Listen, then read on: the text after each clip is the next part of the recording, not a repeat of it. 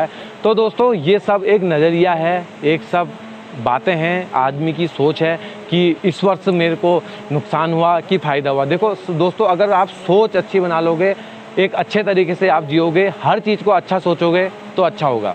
होके मेरा एक पार्ट शरीर का निकाल दिया गया, जिससे मैं बिस्तर में पड़ा रहा और बहुत लंबे समय तक का मेरे को बिस्तर का बेटे का ऑपरेशन हुआ। इसी वर्ष मेरे बेटे का एक्सीडेंट हुआ, जिसमें मेरे बेटे को कई महीने बिस्तर तक की है महिला, उनके बेटे को कुछ सुपरवाइज़र था पहले, अब वो बेटा कुछ बदल सा गया है या कुछ किसी ने कुछ कर दिया। या कहते हैं ना कि मुस्कुराती हुई आंखों से देखोगे तो सारा जहां खूबसूरत नजर आएगा, वरना आंखों में आंसू लेके देखोगे तो सारी दुनिया धुंधली नजर आएगी। दोस्तों, जब आंखों में आंसू होते हैं ना तो धुंधली नजर नहीं आती दुनिया। दिखाई दे पति स्वस्थ हैं, खुश हैं और अच्छे से जी रहे हैं। अब वो पहले की जैसी परेशानी नहीं होती है जो 15, 16, 25 लाख रुपए, तो उससे ही हमने मकान खरीदा और एक अच्छी ज़िंदगी दे रहे हैं। तो मेरा ये साल बहुत अच्छा गया। बुजुर्ग जो पिताजी थे अच्छे तरीके से रह रहे थे, अच्छे तरीके से हमने उनको खिलाया और उनका स्वर्गवास हुआ। वो एक अपना शरीर उन्होंने एक अच्छे तरीके से, सारा काम जो मिलने मुलने का था, ये रात को भी तो चाची कर सकती थी, रात को मिल सकती थी अपने भाई से, वो सवेरे मिली और वहाँ टाइम लग गया, बहुत देर लग गई। चलो बजे मैं घर से पहुँच जाता, लेकिन मैं लेट आया, 11, साढ़े 11, 12 बजे ही मैं शायद यहाँ पहुँचा। तो मेरे को आते समय एक फ़ोन आता है, वो कहते हैं कि यार कहाँ हो? मैंने कहा मैं बेताल घाट से आ रहा हूँ। नीप करौरी बाबा जी, नीप करौरी बाबा जी, नीप करौरी बाबा जी, नीप करौरी बाबा जी, नीप करौरी बाबा जी। दोस्तों नमस्कार, मैं विजय वर्मा, मैं हूँ अभी कैंची धाम में। तो दोस्तों आज बाबा जी की पुण्यतिथि है। आज तारीख है 1 सितंबर 2020। तो दोस्तों आज के दिन मैं अभी कैंची धाम में हूँ, सुनहरी धूप के साथ, निमेली निमेली धूप। इंदर कुमार वर्मा बोलता था कि जब भी धूप इतनी प्यारी आती थी, निमेली निमेली धूप बोलता था, बहुत प्यारा शब्द लगता था उस टाइम में। तो दोस्तों आज मैं कुछ आपके ही कमेंट में बात करना चाह रहा हूँ। तो दोस्तों शैलेंद्र अरोड़ा जी हैं, तो वो बोलते हैं कि मैं रोज़ सवेरे उठ जाता हूँ और मेरी जिज्ञासाओं को दूर करने के लिए धन्यवाद। और मैं रोज़ सवेरे उठता हूँ यही आशा में कि मैं व्हाट्सअप में हर किसी को अपनी वीडियो का लिंक भेजता हूँ, तो कि लिंक आया होगा या नहीं आया होगा, इसी सोच में मैं तुम्हारे जल्द से व्हाट्सअप देखता हूँ। और वो बोलते हैं कि मुझसे कि आपके कारोबार में तरक्की हो, तो आपको परेशान होने की ज़रूरत नहीं है। आपको लिंक जो भी है आपको दूसरी साइड से भी मिल सकता है। आप कभी भी, आपने मेरा चैनल सब्सक्राइब किया होगा तो आप ऐसे करके यहाँ से जाके सब्सक्राइब, ये इस तरीके से नोटिफिकेशन आ जाता है, बेल आइकन आप दबा दीजिए, तो आपको वहाँ से भी, यूट्यूब से भी वीडियो मिल सकती है। ज़रूरी नहीं कि मैं यूट्यूब में तुम्हारे से वो शेयर करके आपको वीडियो व्हाट्सअप करूँ, तो आप यहाँ से भी, यूट्यूब से जाके भी वीडियो को देख सकते हो। तो एक सचिन कुमार जैन जी हैं, वो बोलते हैं मुझसे कि मैं तुम्हारे यूट्यूब में सब्सक्राइबर हूँ, आप बहुत अच्छा काम कर रहे हो, धन्यवाद सचिन जी। तो वो बोलते हैं कि मैं व्यापार अच्छा नहीं चल रहा है, इस वर्ष मुझको बहुत नुकसान उठाना पड़ा और मुझे संकटों से दूर करें, मेरे परिवार को स्वस्थ रखें, कुछ इस प्रकार से बोला है। तो दोस्तों ये सब एक नज़रिया है, एक सब बातें हैं, आदमी की सोच है कि इस वर्ष मेरे को नुकसान हुआ कि फ़ायदा हुआ। देखो दोस्तों, अगर आप सोच अच्छी बना लोगे, एक अच्छे तरीके से आप जियोगे, हर चीज़ को अच्छा सोचोगे तो अच्छा होगा। तो मेरे को एक बात याद आ रही है, एक बहुत बड़ा लेखक था, तो वो अपनी कलम और डायरी के साथ बैठा हुआ था मेज़ पे, और वो अपने ही जीवन के कुछ पन्ने लिख रहा था। तो दोस्तों उसने कुछ पॉइंट करके लिखा है। तो पहला पॉइंट में लिखा कि इस वर्ष मेरा ऑपरेशन हुआ और ऑपरेशन से होके मेरा एक पार्ट शरीर का निकाल दिया गया, जिससे मैं बिस्तर में पड़ा रहा और बहुत लंबे समय तक का मेरे को बिस्तर का सामना करना पड़ा। बीवी ने मेरी सेवा करी। और दूसरा पॉइंट वो लिखता है कि इसी वर्ष मैं 60 साल का हुआ और इसी वर्ष मेरी जॉब से मेरे को रिटायरमेंट हुआ। वो मेरी पसंदीदा जॉब जो मेरी थी, जो मैं 30 सालों से जॉब को कर रहा था वो जॉब मुझसे छिन गई। तो दोस्तों वो ये बोलते हैं और बहुत ही दुखी मन से ये सब वो लिख रहे होते हैं। तीसरा पॉइंट लिखते हैं कि इसी वर्ष मेरे सर से मेरे पिताजी का साया उठ गया। मेरे पिताजी जिन्होंने मुझे पाला पोसा, मुझे बड़ा किया, मुझे ज़िंदगी में चलना सिखाया, मुझे उंगली पकड़ के चलना सिखाया। दोस्तों बचपन में सभी के माँ बाप अच्छे तरीके से बच्चों की देखभाल करते हैं। मैं बच्चों की थोड़ा सा मैं इस बात में बोलना चाहूँगा कि बच्चे जब शुरू में पैदा होते हैं तो वो बोल नहीं पाते हैं, उल्टा सुल्टे काम करते हैं, पिताजी के गोद में चढ़ जाते हैं, बाल खींचते हैं, पिता को थप्पड़ मारते हैं, जेब से रुपए निकालते हैं, और कहीं दुकान में उनको पता नहीं रहता कि पिताजी के पास पैसे हैं या नहीं है, जेब में पैसे हैं या नहीं है, उनका काम चल रहा है नहीं है, उनको तो बस टॉफ़ी चाहिए होती है, चॉकलेट चाहिए होती है या कोई खिलौना चाहिए होता है। तो ये सब चीज़ें सोचते हुए वो लिखते हैं कि पिताजी का मेरे सर से साया उठ गया। इस वर्ष मुझे बहुत नुकसान हुआ और बहुत दुखी हो जाते हैं। और दोस्तों चौथा पॉइंट वो लिखते हैं कि इसी वर्ष मेरे बेटे का ऑपरेशन हुआ, इसी वर्ष मेरे बेटे का एक्सीडेंट हुआ, जिसमें मेरे बेटे को कई महीने बिस्तर में रहना पड़ा और बिस्तर में रहते रहते उसका जो मेडिकल का पेपर था वो पेपर छूट गया और वो मेडिकल में फेल हो गया, उसकी जॉब रह गई, अब वो घर में पड़ा है। और जो कार हमने नई ली थी, जो नई कार थी वो तुम्हारे टूट फूट हो गई, उसमें भी खर्चा लगा। तो दोस्तों इन्हीं अधेड़ बुन में सोचते सोचते वो यही सब बातें लिख रहा था और यही सोच रहा था कि ये साल मेरा कितना ख़राब किया। जैसे उन्होंने लिखा है कि इस साल मुझे व्यापार में नुकसान हुआ, इस साल मेरा व्यापार अच्छा नहीं चला, इसी तरीके से जैसे उन्होंने लिखा है ऐसे ही वो भी परेशान था। तो होता क्या है, उनकी वाइफ अंदर आती है, अंदर आने के बाद देखती है मेरे पति तुम्हारे कहने वाले कि मैं रहूं यहाँ विश्व आएगा, ऐसा कहते हैं। हाँ देखोगे तो मैं रहूं कि यहाँ विश्व आएगा, तुम देखोगे। ये तो कहते थे। बहुत दुखी हैं और जाती है उनके पास, पूछती है दुखी का कारण और देखती है उनके डायरी के पन्ने जो उन्होंने पॉइंट लिखे होते हैं और उन पॉइंटों को पढ़ती है। पत्नी भी परेशान हो जाती है। पर कहते ना दोस्तों, मैंने आपको वीडियो में बोला है कि आप कभी भी कोई भी अगर आप सयाने हैं घर के तो आप कभी दुखी मत होइए। परसों बीच में एक कॉल आता है मेरे को, रोहतक की है महिला, उनके बेटे को कुछ सुपरवाइज़र था पहले, अब वो बेटा कुछ बदल सा गया है या कुछ किसी ने कुछ कर दिया या कुछ हो गया, बेटा अब सही पहले जैसा नहीं है। तो मुझसे रो रहे थे कि बाबा जी से कहना है कि मेरा बेटा पहले की तरह मुझे वही बेटा लौटा दो। और ये कहते कहते वो रोने लग गई।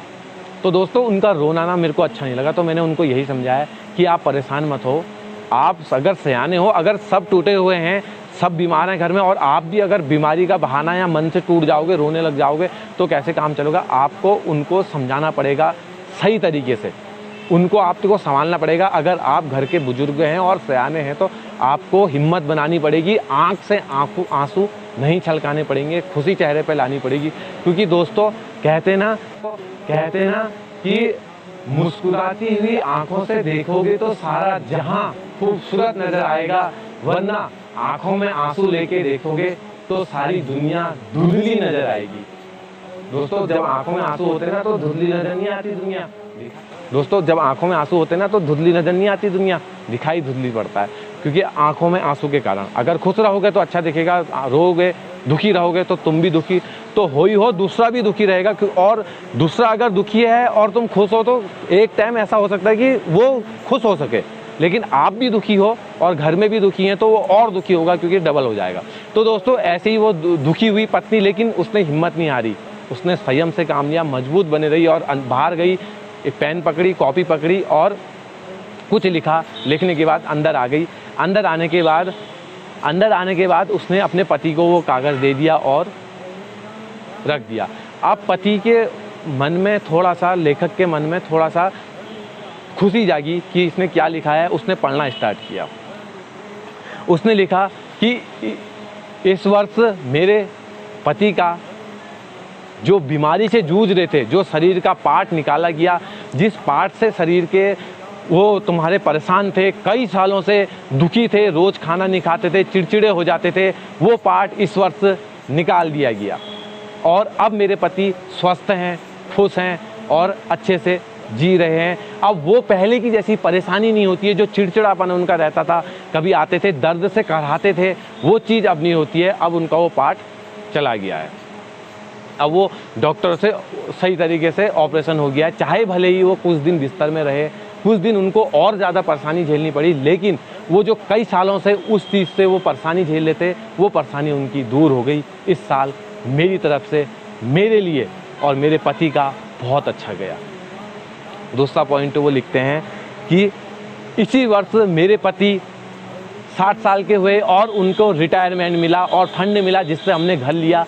अच्छी खासी हम राजी खुशी रहते हैं। अब पति को रोज़ सुबेरे 9 बजे नहीं उठना पड़ता है, 8 बजे नहीं उठना पड़ता है, रोज़ मुझे सुबेरे नाश्ता नहीं बनाना पड़ता है। मुझे टेंशन नहीं होती कि मेरा पति जो लेखक थे कि मेरे पति रोज़ ड्यूटी जाएंगे या नहीं जाएंगे, या आज छुट्टी होगी, कब घर आएंगे, कब ड्यूटी से घर आएंगे, मेरे लिए नाश्ता बनाना है, क्या बनाऊँ नाश्ते में। अब मेरे को ये टेंशन नहीं है। मेरे पति मेरे साथ रहते हैं, अच्छे तरीके से रहते हैं। हाँ, भले ही उनकी 30 साल की जॉब और उनकी पसंदीदा नौकरी छूट गई, लेकिन उन्होंने 30 साल की मेहनत, फंड मिला और अब हम उस फंड से अच्छे तरीके से घर के एक अपने, उस टाइम हम किराए के मकान में रहते थे और अभी हम अपने पक्के मकान में रहते हैं, क्योंकि जो उनका फंड मिला 15, 16, 25 लाख रुपए, तो उससे ही हमने मकान खरीदा और एक अच्छी ज़िंदगी दे रहे हैं। तो मेरा ये साल बहुत अच्छा गया, मेरे पति के लिए भी ये साल बहुत अच्छा गया।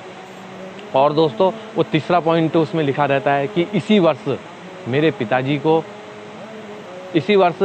पिताजी को स्वर्गवास हुआ और अच्छे से उनकी यात्रा संपन्न हुई। जो ज़िंदगी की यात्रा होती है वो इसी वर्ष एक बहुत अच्छे तरीके से उनकी संपन्न हुई। क्योंकि देखो दोस्तों, जब माता पिता बुजुर्ग हो जाते हैं, तो बुजुर्ग होने के बाद वो बीमार पड़ जाते हैं, तो बच्चे उनकी सेवा करते हैं, उनको बाहर ले जाते हैं, लाते हैं, हॉस्पिटल का खर्चा, खाने का खर्चा, पीने का खर्चा, उनके बीड़ी, दिया सलाई और जो परेशानी होती है कि वो ये करते हैं। क्योंकि बुढ़ापे में जैसे छोटा बच्चा होता है ना, जिद करता है, ऐसे ही बुढ़ापे में भी बुजुर्ग लोग जिद करते हैं, बेटा ये कर दो, या बेटे की बात नहीं मानते हैं, बेटे से कहते हैं तूने ऐसा कर दिया, ये कर दिया। तो इन सब चीज़ों को ना होते हुए, बीमार ना होते हुए, सही तरीके से एक अपनी लंबी आयु लेते हुए और अच्छे तरीके से इसी वर्ष हमारे पिताजी का स्वर्गवास हुआ और हमें उनके सन्मुख उतने वर्ष रहने का मौका मिला और अच्छे तरीके से जब उनका स्वर्गवास हुआ और हमें पुण्यतिथि करने का मौका मिला, हमने उनके अच्छे से क्रियाक्रम किया।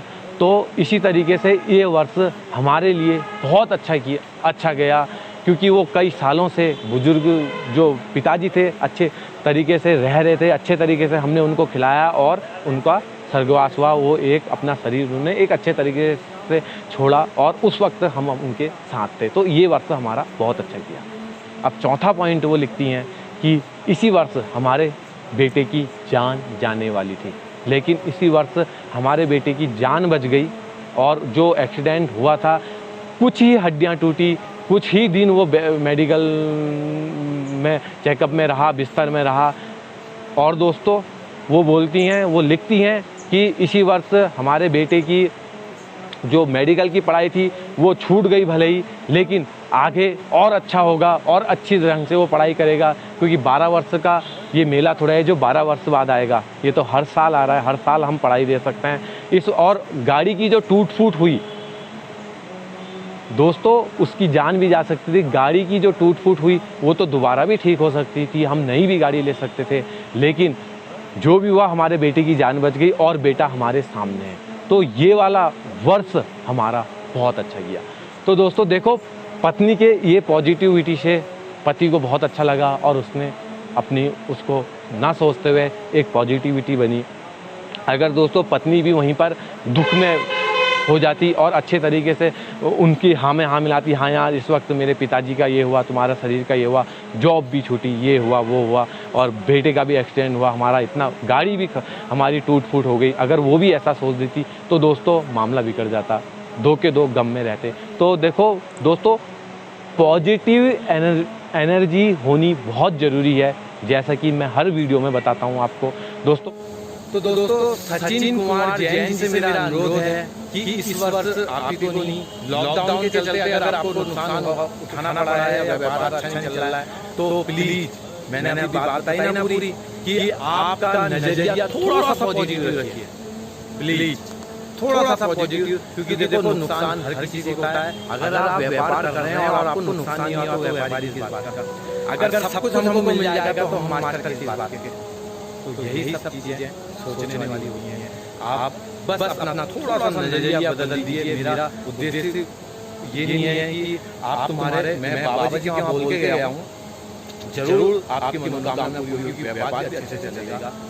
जो महाकष्ट होता है, विनोद जोशी की बातें मेरे को पल पल ये वाली बहुत याद आती है कि जब महाकष्ट होता है तो बाबा जी महा हटा देते हैं, कष्ट चले जाता है।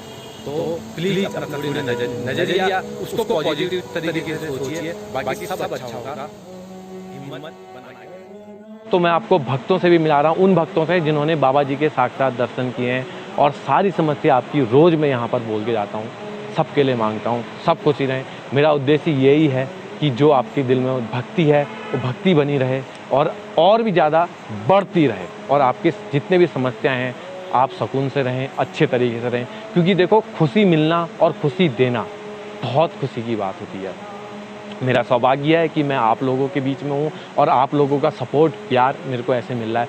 तो दोस्तों, जितनी भी सारी मैंने बातें बताई आप इनको अमल कीजिएगा, और कभी भी किसी भी चीज़ से निराश मत होइएगा, और कहीं पर कुछ मत होइएगा। मैं आपको एक बात बताना चाहता हूँ कि कल 31 अगस्त थी, तो कल मेरे साथ मैं अपनी चाची को लेके उनके मायके गया हुआ था। तो चाची ने पूरा दिन भर रही। जब सवेरे हम आने लगे 8 बजे, तो चाची अपने भाई से मिलने, जो पूरा दिन वहीं था, लेकिन सवेरे मिलने चलेगी, और 9 बजे हमने वहाँ से निकलना था, तो चाची को देर हो गई क्योंकि बातों में लग गई हो। अब मैं ये सोच रहा हूँ कि यार हमें 9 बजे यहाँ से निकलना है, कैंची धाम जाना था 10 बजे मेरे को, और ये देर क्यों कर दी। ये सारा काम जो मिलने का था, ये रात को भी तो चाची कर सकती थी, रात को मिल सकती थी अपने भाई से। वो सवेरे मिली और वहाँ टाइम लग गया, बहुत देर लग गई। चलो, मेरे को थोड़ी बुरा भी लग रहा था। चाची से मैंने 2-3 बार भी कहा, और बाकी घर वालों ने भी बोला कि यार जल्दी आ करके ये लोग जा रहे हैं, क्योंकि सबको अपना काम करना था। तो मेरे को थोड़ी बुरा भी लगा, लेकिन मैं परेशान नहीं हुआ। मैंने कहा चलो जो भी होगा अच्छा होगा। हुआ ये, अगर मैं वहाँ से आता 9 बजे, यहाँ 10 बजे पहुँचता कैंची धाम, 11 बजे 12 बजे मैं घर से पहुँच जाता। लेकिन मैं लेट आया, 11, साढ़े 11, 12 बजे ही मैं शायद यहाँ पहुँचा। तो मेरे को आते समय एक फ़ोन आता है, वो कहते हैं कि यार कहाँ हो। मैंने कहा मैं बेताल घाट से आ रहा हूँ। तो बोलते हैं वो बोलते हैं कि यार कहीं काम तो नहीं है। मैंने कहा नहीं। बताओ। तो बोलते हैं भवाली जाना था। मैंने कहा मैं तो यहाँ से आ रहा हूँ फिर। तो बोलते हैं ठीक है कोई बात नहीं, मैं भवाली आ रहा हूँ, भवाली से आप मेरे को लेते हुए आ जाना। और मैंने कहा ठीक है, फिर मुझे 2 बजे मिलना, क्योंकि लेट हो गई थी। उन्होंने कहा हाँ मैं 2 ही बजे आ जाऊँगा। तो दोस्तों, अगर मेरे को वहाँ लेट नहीं होती, चाची अगर अपने भाई से मिलने लेट नहीं करती, वहाँ पर सवेरे शाम ही मिल लेती, तो हम 9 बजे आते और 10 बजे घर होते। वहाँ से फिर मुझे दोबारा भवाली आना पड़ता। वहाँ लेट हुई और यहाँ मेरे को फ़ोन आया, और यहीं से मैं भवाली आया। 2 बजे मैं भवाली पहुँचा, 2:10 में मैंने कॉल किया, 4-5 बजे मैं वहाँ से अपने सारे काम करते हुए मिला। और फिर शाम को फिर वहाँ से मैं आया। मन में आस्था थी ना, एक प्रेम था, एक साहस था, और एक काम करने का जुनून था। तो मेरे को फिर एक फ़ोन आता है कि सतभुंगा जाना है। तो मैंने कल 3 बुकिंग मान लो, 3 बुकिंग करी, एक आने की, एक भवाली से, एक वहाँ से। तो दोस्तों, ये मेहनत, ये लगन, अगर आपके मन में पॉजिटिविटी होगी और अच्छे से आप एक सोच बना के रखोगे, तो ज़िंदगी में सफल होने से आपको कोई नहीं रोक सकता। ठीक है दोस्तों, तो आज मैं दर्शन कराता हूँ आपको आप कैंची धाम के। अगर आप चैनल में नए हैं तो दोस्तों चैनल को सब्सक्राइब कर दीजिए, बेल आइकन दबा दीजिए। मिलते हैं किसी अन्य वीडियो में, तब तक नमस्कार। जय नीम करोड़ी बाबा जी, जय हो। हरे राम राम राम हरे हरे, हरे कृष्णा कृष्णा कृष्णा हरे कृष्णा, कृष्णा हरे कृष्णा कृष्णा कृष्णा कृष्णा कृष्णा कृष्णा हरे राम राम राम हरे राम राम राम हरे राम राम राम हरे राम राम राम हरे Krishna Hare Krishna, Krishna Krishna, Hare Hare.